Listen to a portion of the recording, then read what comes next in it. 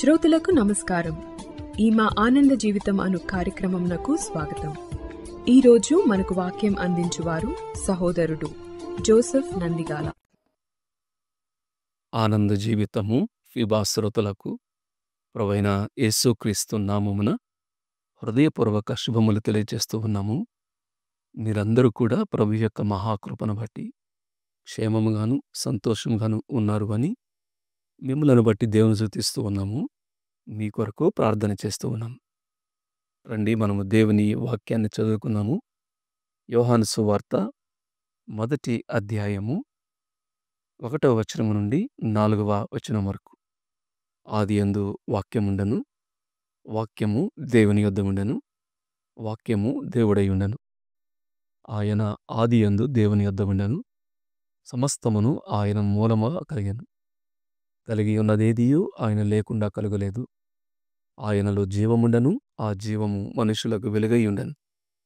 ఆ వెలుగు చీకటిలో ప్రకాశించున్నది గాని చీకటి దాన్ని గ్రహింపకుండెను. చదువుబడిన వాక్య భాగాన్ని దేవుడు దీవించి ఆస్వాదించునుగాక. మనము ఈ నూతన సంవత్సరములో యేసుక్రీస్తు ప్రభువారిని గురించి మనము ఆలోచన చేయటానికి బైబిల్ గ్రంథం యేసుక్రీస్తు ప్రభువారి గురించి, ఆయన నిత్యత్వం, ఆయన మానవత్వం, ఆయన దైవత్వం, ఆయన మహిమోన్నతం, ఇవన్నీ కూడా ఏమి వ్రాయబడిందో ధ్యానం చేయాలని చెప్పని ఆలోచన కలిగి ముందుకు సాగిపోతూ ఉన్నాము. కేవలము యేసుక్రీస్తు ప్రభువారి యొక్క మాట, ఆయన పేరు తెలిసినంత మాత్రాన పెద్ద ఉపయోగం లేదు. కానీ ఆయన యొక్క గుణలక్షణములు, ఆయన శ్రేష్టత, ఆయన విశిష్టత అర్థం చేసుకున్నందు వలన మనకు మేలు అని నేను పరిచయ భాగంలో జ్ఞాపం చేశాను. ఇది అతి శ్రేష్టమైన జ్ఞానము అన్నాడు. నా ప్రభువుని గురించినటువంటి అతి శ్రేష్టమైన జ్ఞానము నిమిత్తము అన్నాడు పేతురు గారు. యేసుక్రీస్తు ప్రభువారి యొక్క జ్ఞానములో మీరు అభివృద్ధి పొందాలి అన్నాడు. అలా ఆయన దేవుని జ్ఞానమై ఉన్నాడు అనే విషయాన్ని బైబిల్ గ్రంథం స్పష్టంగా తెలియజేస్తూ ఉంది.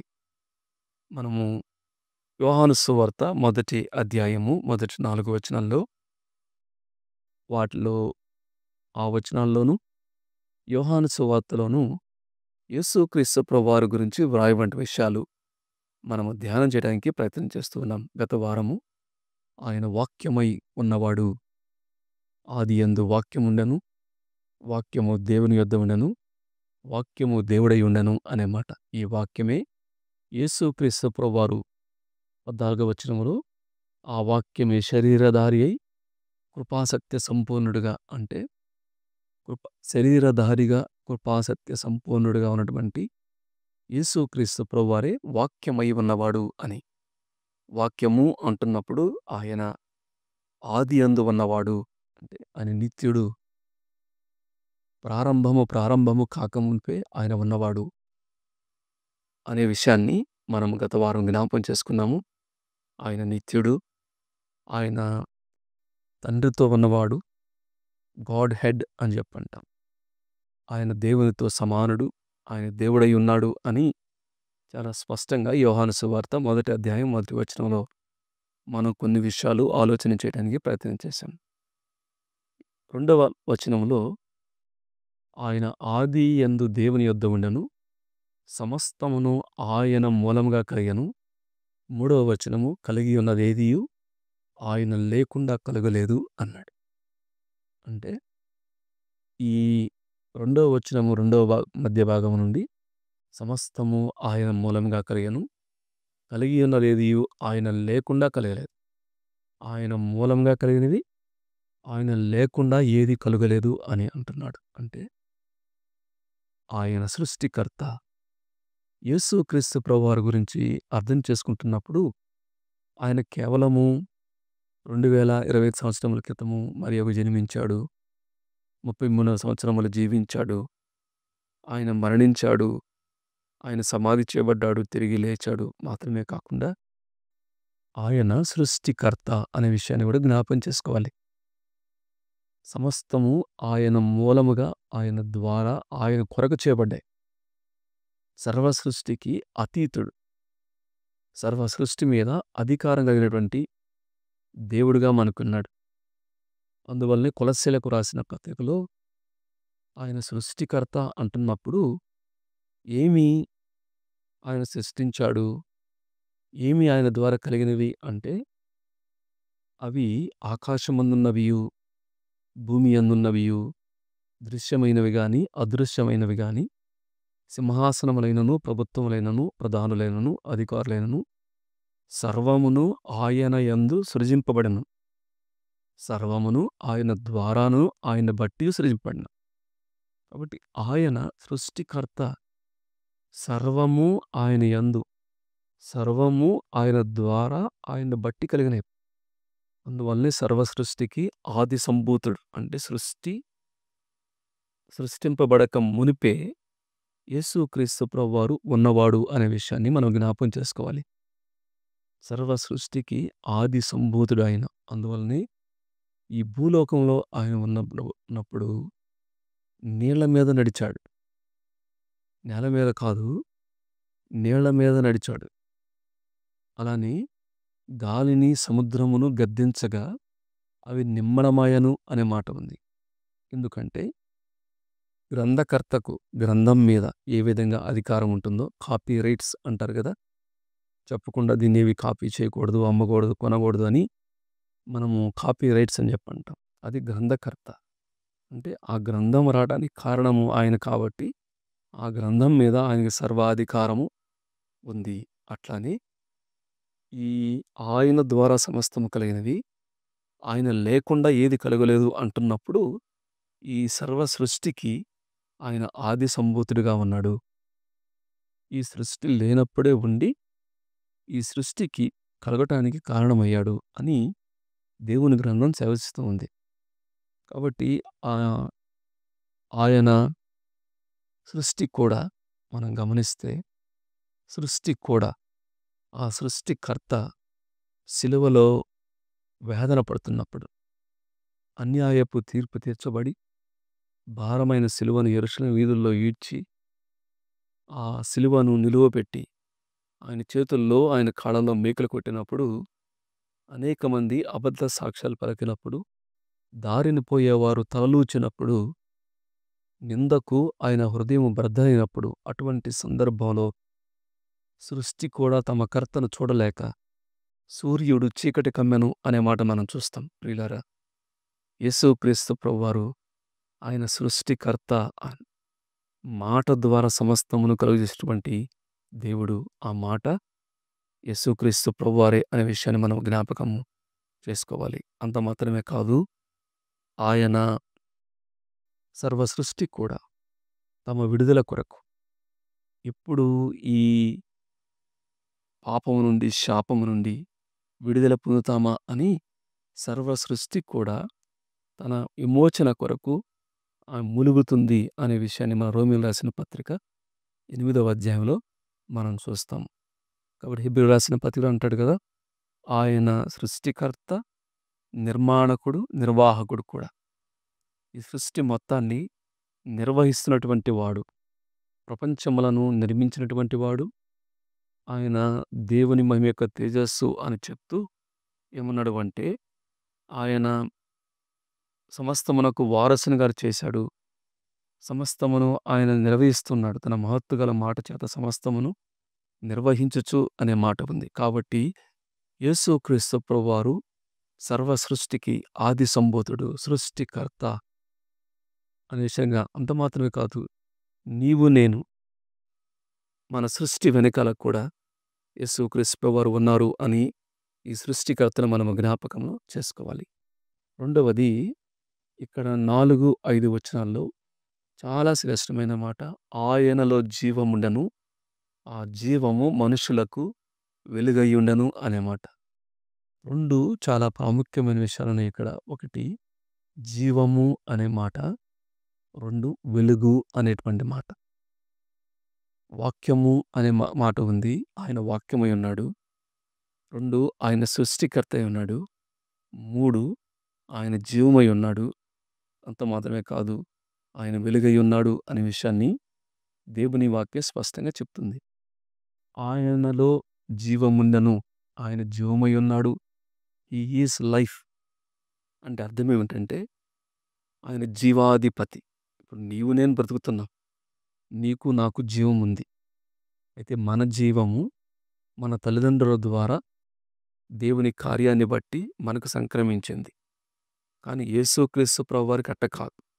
ఆయన ముందు ఎవరు లేరు. ఆయన తరువాత కూడా ఎవరు ఉండరు కాబట్టి ఆల్ఫా ఒమేగా, ఆదియు అంతమునై ఉన్నవాడు కాబట్టి ఆయన జీవాధిపతి, స్వయంభవుడు. ఆయన జీవము ఆయనలో ఉంది. మన జీవము వేరే వారి ద్వారా మనకొచ్చింది. కానీ ఆయన ఒక భూమిలో ఓట వలె. ఎంతమంది బోర్లు వేసినా కొంచెము అడుగులు మారొచ్చేమో కానీ ఈ భూలోకంలో ఏ విధంగా నీళ్ల ఓటలు ఉన్నాయో అలానే యేసుక్రీస్తు ప్రభువారు జీవపు ఓట, జీవాధిపతి అనే విషయాన్ని మనము జ్ఞాపకము చేసుకోవాలి. అలానే ఇప్పుడు ఆయన జీవమై ఉన్నవాడు అనే మాట ఉంది. ఆ జీవం మనుషులకు వెలుగు అన్నాడు. ఆ వెలుగు గురించి ఆలోచన చేసినప్పుడు ఆయన జీవము అంటున్నప్పుడు 3 విషయాలు మనం జ్ఞాపకం చేసుకోవాలి. ఒకటి, ఆయన సొంతంగా వేరే వారి ద్వారా కాదు, ఆయన సొంతంగా జీవము గలవాడు అనే విషయాన్ని జ్ఞాపకం చేసుకోవాలి. అంత మాత్రం కాదు, అపోస్తలుల కార్యములు 17వ అధ్యాయంలో ఏమంటాడు అంటే, అపోస్తలుల కార్యములు 17వ అధ్యాయము అక్కడ ఒక ఏథెన్స్ మంచి పట్టణస్థులతో మాట్లాడుతూ ఉన్నాడు అపోస్తలుడైనటువంటి పౌలు. అపోస్తలుల కార్యములు 17, 23, 24 చూడండి. 24 జగత్తును అందలి సమస్తమును నిర్మించిన దేవుడు తానే ఆకాశమునకును భూమికిని ప్రభువైయున్నందున హస్తకృతములైన ఆలయములలో నివసింపడు. 25 గమనించండి. ఆయన అందరికిని జీవమును ఊపిరి సమస్తమును దయచేవాడు గనుక అన్నాడు. ఆయన అందరికీ జీవము ఊపిరి సమస్తమును దయచేవాడు అంటే నా జీవము దేవుని ద్వారా మనకి ఇవ్వబడింది. తల్లిదండ్రుల ద్వారా దేవుడు ఆ జీవాన్ని మనకిచ్చాడు. మనం అందరం కూడా ఒకటి ఆయనలో జీవముంది అంటున్నప్పుడు ఈ మనం బ్రతికేటువంటి జీవం కాదు. అది బ్రతికేటువంటి జీవం ఆయనకు కూడా ఉంది అంటే అందులో ప్రత్యేకత ఏముంది? నేను జీవిస్తున్నాను, ఆయన కూడా జీవిస్తున్నాడు. అందులో ప్రత్యేకత ఏముంది? నా జీవము నా సొంతంగా నాకు లేదు. నా జీవము నాకు ఇవ్వబడింది. యేసుక్రీస్తు ప్రభువారు సొంతంగా ఆయన జీవాధిపతి కాబట్టి వేరే వారి ద్వారా జీవము ఆయన పొందడు. కాబట్టి ఇక్కడ అపోస్తలుడైనటువంటి పౌలు ఏమంటాడు అంటే, ఆ జీవాధిపతి ఏం చేస్తాడంటే అందరికీ జీవమును ఊపిరి సమస్తమును దయచేవాడు అన్నాడు. అంటే ఒకటి, ఈ జీవం అంటే బ్రతికున్నాము అంటే మనకు జీవం ఉంది. ఇది దేవుడిచ్చినటువంటి భాగ్యము. ఈ జీవితము దేవుడిచ్చినటువంటి బహుమానము అని అట్లా ఉంచుకుందాం. అయితే కేవలము ఆయన జీవం మాత్రం ఊపిరి మాత్రమే కాదు, మరి 2 ఇవ్వడానికి ఇష్టపడుతున్నాడు. అందులో ఒకటి నిత్య జీవము, 2 సమృద్ధి అయినటువంటి జీవము. ఇది యోహాను సువార్తలో ఆయన నిత్య జీవము అనే మాట అనేక పర్యాయాలు వాడతాడు. కాబట్టి ఒకటి నిత్య జీవము అంటే అర్థమైంది ఎల్లకాలము ఉండేటువంటి జీవితము, ఎల్లకాలము ప్రభువుతో ఉండేటువంటి జీవితము. దీన్ని నిత్య జీవము, అది పరలోకము అనేటువంటి మాట. నిత్య జీవము అనేది మరణములో నుండి జీవములోనికి. మరణము ఒకప్పుడు మరణము, కానీ యేసుక్రీస్తు ద్వారా జీవము అన్నాడు. ఒకటి నిత్య జీవము, రెండవది యోహాను సువార్త 10వ అధ్యాయంలో సమృద్ధి జీవము అన్నాడు. 2 మాటలు గుర్తుపెట్టుకోండి. ఒకటి కేవలం ప్రాణము ఈ జీవటం అవకేం కాదు, అంతకంటే శ్రేష్టమైనటువంటి నిత్య జీవాన్ని, సమృద్ధి అయినటువంటి జీవనాన్ని యేసుక్రీస్తు ప్రభువారు ఇవ్వడానికి సిద్ధంగా ఉన్నాడు. అది చేయవలసిన పని ఏమిటంటే, ఎవరైనా సరే ఈ యొక్క జీవం ఉండగానే, నీ ప్రాణం ఉండగానే యేసుక్రీస్తు ప్రభు దగ్గరకు వచ్చి, అయ్యా నేను పాపిని, నీవు నా పాపముల కొరకు ఆ శిలువలో మరణించావు. కాబట్టి ఇప్పుడు నేను నీ యందు విశ్వాసం ఉంచుతున్నాను అని ఎవరైతే ప్రార్థన చేస్తారో, దేవునితో ఒక సంబంధాన్ని ఏర్పాటు చేసుకుంటారో, వారికి నిత్య జీవము, సమృద్ధి అయినటువంటి జీవం ఉంటుంది అని ప్రభు పేరట మనవి చేస్తున్నాను. కాబట్టి ఇది దేవుడు తన సంకల్పం ప్రకారము యేసుక్రీస్తు ప్రభువారి ద్వారా ఉచితంగా మనల్ని నీతిమంతులుగా చేయడానికి దేవుడు ఆశిస్తూ ఉండగా, మనం కూడా ఆ నిత్య జీవాన్ని, సమృద్ధి అయినటువంటి జీవాన్ని మనం పొందుదాం. ఒకవేళ ఇంకా ఎవరైనా యేసుక్రీస్తు ప్రభువుని సొంత రక్షకునిగా అంగీకరించకపోతే ప్రభునందు విశ్వాసం ఉంచండి. కేవలం ప్రాణము, జీవం మాత్రమే కాదు, ఆయన సమృద్ధి అయిన జీవాన్ని, నిత్య జీవాన్ని ఆయన ఇస్తాడు అనే మాట. మీ జీవము అంటే ఈ సమృద్ధి జీవము, నిత్య జీవము అది భద్రం చేయబడి ఉంది అనే మాట కొలస్సీలకు రాసిన పత్రికలో పౌలు గారు వాడతాడు. కాబట్టి నేర్చుకోవాల్సినటువంటి పాఠం ఏందంటే, యేసుక్రీస్తు ప్రభువారు జీవాధిపతి, మనకి ఈ లోకంలో జీవనాన్నిచ్చాడు. అయితే ఎవరైతే ఆయన యందు విశ్వాసం ఉంచుతారో, ఈ విధంగా టాపప్ లాగా, యాడ్ ఆన్ లాగా, ముఖ్యమైనది లాగా దేవుని ఉద్దేశం, దేవుని సంకల్పం ఏంటంటే నిత్య జీవాన్ని, సమృద్ధిని ఇవ్వటానికి యేసుక్రీస్తు ప్రభువారు సిద్ధంగా ఉన్నారు. కాబట్టి ఆయనే జీవం, అది ప్రాముఖ్యమైంది. ఆయనే వాక్యము, ఆయన సృష్టికర్త, ఆయన జీవమై ఉన్నాడు. ఆయన మరల వేరే వారిని అడిగి తెచ్చేది కాదు. ఎవరైతే ఆయన వైపు తిరిగి విశ్వాసం ఉంచుతారో వారికి ఆయన జీవము ఉంటుంది. అది సమృద్ధి అయిన జీవము, ఆయన నిత్య జీవము అని ప్రభు పేరట మనవి చేస్తున్నాను. ఇంకేమన్నాడు అంటే ఇక్కడ 4వ వచనంలో, ఆ జీవము మనుష్యులకు వెలుగయ్యుండెను అన్నాడు. అంటే ఒక వ్యక్తి యేసుక్రీస్తు ప్రభువునందు విశ్వాసం ఉంచడం ద్వారా దేవుని యొక్క జీవాన్ని పొందుతాడు.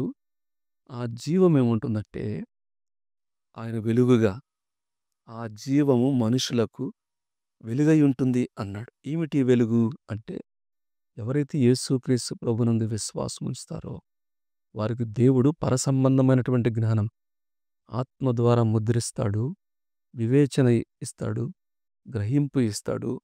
కాబట్టి ఏది మంచి, ఏది చెడు అనేటువంటిది మీలో, మీతో ధర్మశాస్త్రాన్ని ఉంచుతానని చెప్పినటువంటి దేవుడు ఈ యొక్క ఏర్పాటు ద్వారా వెలుగు అంటున్నప్పుడు గ్రహింపు, ఒక అవగాహన, అలానే పరిశుద్ధతకు సూచనగా ఉంది, వాక్యానికి సూచనగా ఉంది, యేసుక్రీస్తు ప్రభువారు సూచనగా ఉంది. నేను లోకమునకు వెలుగై ఉన్నాను అన్నాడు. అలానే మనం కూడా ఈ లోకములో ఒక చిన్న చిన్న వెలుగులుగా మీరు లోకమునకు వెలుగై ఉన్నారు అని యేసుక్రీస్తు ప్రభువారు చెప్పినట్టుగా మనం చూస్తాం. కాబట్టి అర్థం చేసుకోవాల్సింది ఏంటంటే, ఆయనలో జీవం ఉంది. ఎవరైతే విశ్వాసం ఉంచుతారో వారిలో ఆ జీవం ఉంటుంది. ఆ జీవము వారికి వెలిగింపునిస్తుంది. వెలుగు సాధారణంగా మనకు 2 రకాలుగా ఉంటుంది కదా. ఒకటి ఎక్కడ ఏముందో చూడటానికి. మనకు వెలుగు లేకపోతే ఎక్కడ ఏముందో మనకు తెలియదు. కాబట్టి రెండవది ఏముంటుందంటే, వెలుగు ద్వారా మనము భవిష్యత్తులో ముందుకు సాగి వెళ్ళటానికి, అంటే ప్రత్యక్షత అని చెప్పుకుంటాం. ఒకటి చూడటము, కేవలం చూడటం మాత్రమే కాదు, ఏది ఏంటి వివేచన, ఇగో ఇక్కడ ఈ వస్తువు ఉంది, ఇక్కడ ఈ వస్తువు ఉంది, కాబట్టి నేను ఈ విధంగా ఉండాలి అనేటువంటి ఒక విచక్షణను వెలుగు కలుగజేస్తుంది. వెలుగు ద్వారా చూస్తాము. వెలుగు ఏం చేస్తుందంటే మనకు అండర్స్టాండింగ్, చక్కని వివేచనను అనుగ్రహిస్తుంది అని ప్రభు పేరట మనం చేస్తున్నాం. అందువల్లనే ఎవరైతే ఈ జీవాన్ని పొందుతారో వారికి వెలుగు ఉంటుంది అని ఈ యొక్క యోహాను గారు తెలియజేస్తున్నారు. కాబట్టి ఈ సమయంలో యేసుక్రీస్తు ప్రభువారి గురించి మనం మొదటి 4 వచనాలు చూసాం. 1 ఆయన వాక్యము, 2 ఆయన సృష్టికర్త, సమస్తం ఆయన మూలం కలిగినవి, ఆయన లేకుండా ఇది కలగలేదు. 3వది ప్రాముఖ్యమైనది ఆయనలో జీవం, ఆయన జీవాధిపతి. ఏదైతే విశ్వాసం ఉంచుతారో ఆయన జీవాన్ని ఇస్తాడు. ఈ జీవం కలిగిన వారు ఎట్లా ఉంటారు అంటే, వారు ఆ జీవములో వెలుగై ఉండెను అనే మాట. కాబట్టి ఈ సమయంలో ఇంకా ఎవరైనా సరే కేవలము ప్రాణం జీవం మాత్రమే కలిగి నిత్య జీవానికి సమృద్ధిని జీవడానికి వారసులు కాకపోతే సమయం ఉండగానే దేవుడు మాట్లాడుతుండగానే యేసుక్రీస్తు ప్రభునందు విశ్వాసం ఉంచండి. తద్వారా ఏమవుతుందంటే దేవుని జీవం మీలో ఉంటుంది. మిమ్మల్ని స్నేహితుడిగా ఆయన ఎంచుకుంటాడు. మీ ద్వారా గొప్ప కార్యాలు ఆయన చేస్తాడు. నమ్ముకున్నటువంటి వారు ఆయన సృష్టికర్త అని, ఆయన వెలుగై ఉన్నాడు అని, ఆయన జీవము అని యేసుక్రీస్తు ప్రభువారిని స్తుతిస్తూ ఆయన్ని మరి ఎక్కువగా అర్థం చేసుకోవడానికి, ఆయన యందు ఆనందించడానికి పరిశుద్ధాత్మ దేవుడు సహాయం చేయనుగాక. దేవుడి ఈ వాక్య భాగాన్ని దీవించి ఆస్వాదించునుగాక. ఈ కార్యక్రమమును గూర్చి మీ సలహాలు మరియు మీ ప్రార్థనా అవసరతల కొరకు మమ్మను సంప్రదించవలసిన మా ఫోన్ నంబర్ 948585085039 మరియు ఈమెయిల్ ఐడి info@fibaonline.org. మా ఫోన్ నంబర్ మరొకసారి 9480585039. Email ID info@fibaonline.org.